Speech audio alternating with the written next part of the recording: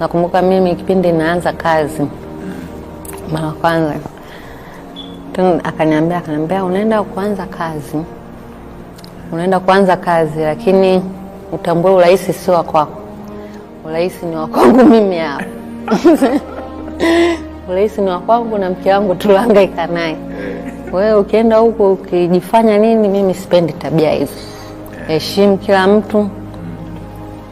Salimia mkubwa hata kama umemzidi cheo, lakini as long as kama ni mkubwa kwako, hata kama ni mfanya usafi, mpe heshima zake. Nakumbuka hayo maneno aliniambia wakati naenda kuanza kazi mara kwanza. So bado nayaishi na nayafanya kama vile alivyoniambia. Baba alikuwa anawaruhusu mtambe kutokana na urahisi wake? Unajua saa nyingine kutamba napo